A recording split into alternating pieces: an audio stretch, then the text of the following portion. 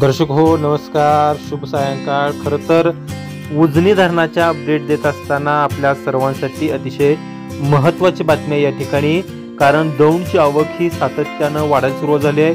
पुण्यामध्ये जो काही जोरदार पाऊस पडतोय त्याचा परिणाम हा उजनीतल्या आवकवरती होतोय आणि उजनी धरण 100% भरलं असल्यामुळं उजनी धरणामध्ये जे काही आवक येते ती आवक आता पूर्ण नियंत्रण करण्याच्या दृष्टीनं हे खाली भीमणी या पात्रामध्ये सोडली जाते। त्यामुळे उजनी धरणातून काल दुपारपासून जो विसर्ग सुरू आहे तो सातत्यानं वाढतोय आणि आज सायंकाळी 8 वाजता हा विसर्ग वाढून आलाय। काल रात्रीपासून उजनी धरणातून भीमणीच्या पात्रामध्ये 50,000 क्युसेकचा हा विसर्ग सोडला गेला होता, तो कायम होता। मात्र आता सायंकाळी 8 वाजता म्हणजे आज 25 ऑगस्ट रोजी सायंकाळी 8 वाजता उजनी धरणातून भीमा नदीच्या पात्रामध्ये तब्बल 60,000 क्युसेकचा विसर्ग हा सोडण्यात येतोय।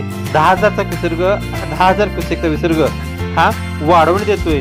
त्यामुळे आता भीमा नदीला पूरसदृश्य परिस्थिती निर्माण झाली आहे, कारण फक्त उजनीतलीच आवक उजनीतला विसर्ग भीमा नदीमध्ये येतो असं नाही, तर वीर धरणातून सुद्धा नीरा नदीच्या पात्रामध्ये हा विसर्ग सोडण्यात येतोय, तो वाढवलाय। तो आता सायंकाळी 7 वाजताच्या अपडेटनुसार जवळपास 63,000 क्युसेक इतका विसर्ग वीर धरणातून नीरा नदीच्या पात्रामध्ये करण्यात येतोय। त्यामुळे नीरा नदी जी संगमार्गे पुढे भीमा नदीला मिसळते आहे तो एकूण विसर्ग हा पंढरपूरच्या आसपास जर आला तर तो विसर्ग हा 1,20,000च्या आसपास हा विसर्ग होण्याची शक्यता आहे। त्यामुळे भीमा नदी काठचे जे नागरिक आहेत त्यांना सतर्कतेचा इशारा प्रशासनाने वतीने दिला आहे।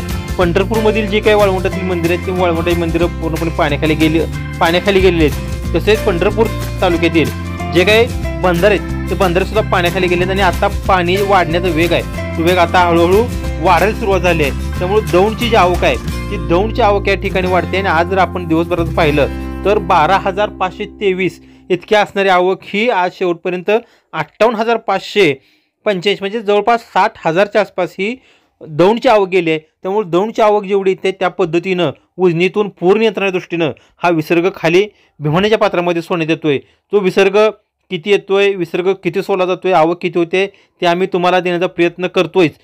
पण तुम्ही आमचं चॅनल सबस्क्राईब केलं नसेल, चॅनल सबस्क्राईब करा, लाईक करा आणि शेअर करा।